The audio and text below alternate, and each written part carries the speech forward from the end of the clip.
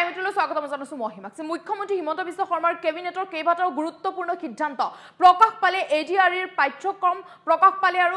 পাঠ্যক্ৰমতে আপুনি এতিয়া আৰম্ভ কৰিব পাৰিব পৰীক্ষাৰ বাবে প্ৰস্তুতি ইয়াৰ উপৰি নিগেটিভ মাৰ্কিং এবাৰ প্ৰথমবাৰৰ বাবে থাকিব এডিআৰইৰ পৰীক্ষাত প্ৰতিটো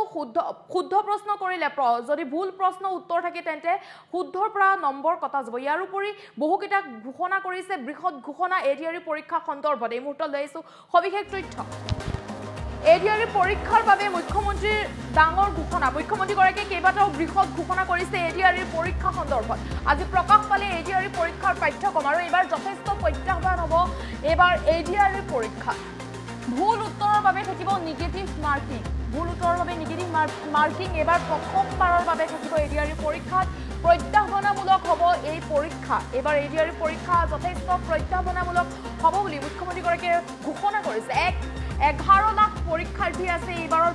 পৰীক্ষাত যথেষ্ট পৰীক্ষাৰ্থী আছে এবাৰ পৰীক্ষাত আৰু মেট্ৰিকত থাকে 5 লাখ পৰীক্ষাৰ্থী মেট্ৰিকত যেহেতু আছে এবাৰ 5 লাখ পৰীক্ষাৰ্থী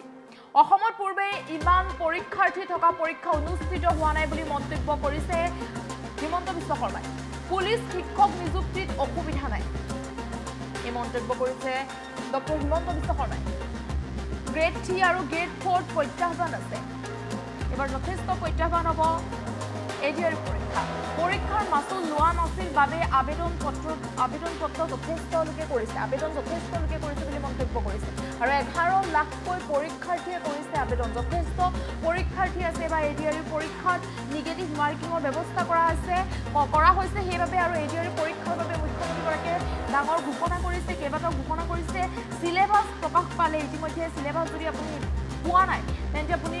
সেই বিশেষ লিংকটোত গৈ সিলেবাছ চাব পাৰিব সিলেবাছ ইতিমধ্যে প্ৰকাশ পাইছে তৃতীয় আৰু চতুৰ্থ বৰ্গৰ পৰীক্ষা সন্দৰ্ভত মুখ্যমন্ত্ৰীগৰাকীয়ে কেইবাটাও মন্তব্য কৰিছে গুৰুত্বপূৰ্ণ কেইবাটাও মন্তব্য কৰিছে পূৰ্বে এডিআৰইৰ পৰীক্ষাত কেতিয়াও নিগেটিভ মাৰ্কিং নাছিল কিন্তু এবাৰ নিগেটিভ মাৰ্কিং কৰিব লগা হৈছে যথেষ্ট পৰীক্ষাৰ্থী যিহেতু আছে এডিআৰইৰ পৰীক্ষাত গতিকে যথেষ্ট পৰীক্ষাৰ্থী থকাৰ বাবে কৰিব লগা হৈছে নিগেটিভ মাৰ্কিং কৰিব লগা হৈছে ইয়াৰ লগতে সিলেবাছত কি আছে সিলেবাছত যথেষ্ট সলনি কৰা হৈছে এবাৰ আৰু এডিআৰইৰ পৰীক্ষা সন্দৰ্ভত মুখ্যমন্ত্ৰী ডক্টৰ হিমন্ত বিশ্ব শৰ্মাই কেইবাটাও মন্তব্য কৰিছে নিগেটিভ মাৰ্কিঙৰ ব্যৱস্থা আছে গতিকে আপুনি যদি শুদ্ধ প্ৰশ্ন কৰি পিছৰটো ভুল কৰে তেন্তে শুদ্ধ উত্তৰৰ পৰা যাব নম্বৰ ইয়াৰ উপৰি কি আছে সিলেবাছত কি আছে HSLC লেভেলৰ বাবে গ্ৰেড 3 আৰু গ্ৰেড 4 কমিশনে পৰীক্ষাৰ যিটো আমাৰ গ্ৰেড 3 আৰু গ্ৰেড 4 পৰীক্ষা অনুষ্ঠিত হ'ব তাৰ সিলেবাছখন প্ৰকাশ কৰিব এইবাৰ পৰীক্ষাত এটা নতুন দিশ আমি সংলগ্ন কৰিছো আগতে পুলিচতো কৰো যে এইবাৰৰ পৰা নিগেটিভ মাৰ্কিঙৰ এটা সিস্টেম হ'ব অৰ্থাৎ ভুল উত্তৰ কৰিলে মাৰ্কিংটো নিগেটিভ হ'ব সেইদিনাখন মই ফেচবুকত কৈছিলো তাৰ পিছত আপোনালোকে বহুতে প্ৰচাৰো কৰিছে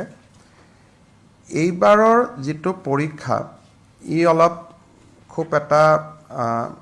চ্যালেঞ্জিং এক্সাম হ'ব যে পাৰ্টিকুলাৰ এটা সাবজেক্টত 11 লাখ পৰীক্ষাৰ্থী পৰীক্ষা দিব আমি যেতিয়া মেট্ৰিক পৰীক্ষাও পাতো হাইয়েষ্ট আমাৰ ক্যান্ডিডেট হয় 5 লাখ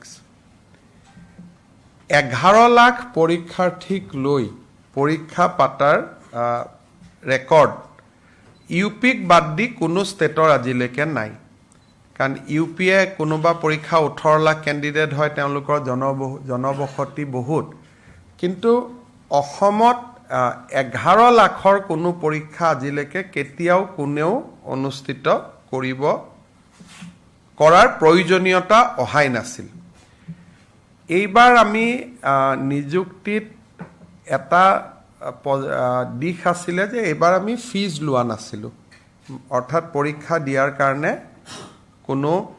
ফৰ্ম ফিল আপৰ কাৰণে কোনো মাচুলৰ প্ৰয়োজন নাছিলে সেই কাৰণে নাম্বাৰটো বাঢ়িলে দ্বিতীয়তে ফাৰ্ষ্ট পৰীক্ষাটোত যেটো এটা মানুহে ট্ৰান্সপাৰেন্সি দেখিলে স্বচ্ছতা দেখিলে যে দুখীয়া ল'ৰা ছোৱালীয়ে নিযুক্তি পাইছে হিউ প্ৰেৰণা যোগালে তাৰ ফলত 11 লাখ ক্যান্ডিডেট হৈ গল মই ইমান আশা কৰা নাছিলো পৰীক্ষা পতাটো আমাৰ বাবে এটা খুব চ্যালেঞ্জ হ'ব ডিসি সকলেও চেণ্টাৰ কৰিব পাৰিব নোৱাৰিব তেওঁলোকেও যথেষ্ট কষ্ট কৰিব লাগিব যি নহওক আমি আগবাঢ়ি গৈ থাকিম আৰু সময়ে সময়ে যি ডেভেলপমেণ্ট হয় আপোনালোকক জনাই থাকিম পুলিচ শিক্ষক বা হেল্থ ডিপাৰ্টমেণ্টত প্ৰব্লেম নাই প্ৰব্লেমটো অকল এই গ্ৰেড 3 আৰু গ্ৰেড 4ৰ পাৰ্টিকুলাৰ দুটা ছাবজেক্টতে আছে গ্ৰেড 3 আৰু গ্ৰেড 4 কমিশ্যনে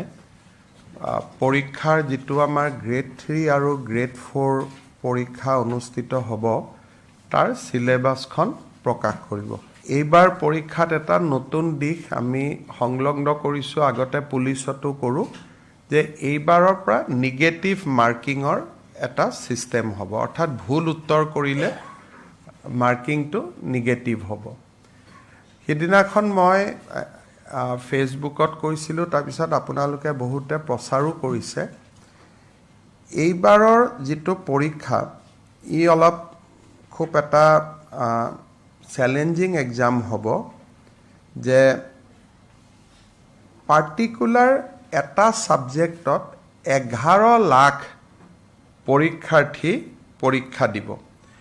আমি যেতিয়া মেট্ৰিক পৰীক্ষাও পাতো হাইয়েষ্ট আমাৰ ক্যান্ডিডেট হয় 5 লাখ 11 লাখ পৰীক্ষাৰ্থীক লৈ পৰীক্ষা পাতাৰ ৰেকৰ্ড ইউপিক বাদ দি কোনো ষ্টেটৰ আজিলৈকে নাই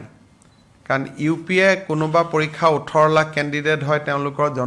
জনবসতি বহুত কিন্তু অসমত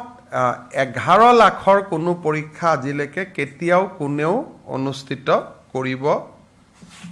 কৰাৰ প্ৰয়োজনীয়তা অহাই নাছিল এইবাৰ আমি নিযুক্তিত এটা দিশ আছিলে যে এইবাৰ আমি ফিজ লোৱা নাছিলো অৰ্থাৎ পৰীক্ষা দিয়াৰ কাৰণে কোনো ফৰ্ম ফিল আপৰ কাৰণে কোনো মাসুলৰ প্ৰয়োজন নাছিলে সেই কাৰণে নাম্বাৰটো বাঢ়িলে দ্বিতীয়তে ফাৰ্স্ট পৰীক্ষাটোত যেটো এটা মানুহে ট্ৰান্সপাৰেন্সি দেখিলে স্বচ্ছতা দেখিলে যে দুখীয়া লৰা ছোৱালীয়ে নিযুক্তি পাইছে হিউ প্ৰেৰণা যোগালে তাৰ ফলত 11 লাখ ক্যান্ডিডেট হৈ গল মই ইমান আশা কৰা নাছিলো পৰীক্ষা পতাটো আমাৰ বাবে এটা খুব চ্যালেঞ্জ হ'ব ডিসি সকলেও চেণ্টাৰ কৰিব পাৰিব নোৱাৰিব তেওঁলোকেও যথেষ্ট কষ্ট কৰিব লাগিব যি নহওক আমি আগবাঢ়ি গৈ থাকিম আৰু সময়ে সময়ে যি ডেভেলপমেণ্ট হয় আপোনালোকক জনাই থাকিম পুলিচ শিক্ষক বা হেল্থ ডিপাৰ্টমেণ্টত প্ৰব্লেম নাই প্ৰব্লেমটো অকল এই গ্ৰেড 3 আৰু গ্ৰেড 4ৰ পাৰ্টিকুলাৰ দুটা ছাবজেক্টতে আছে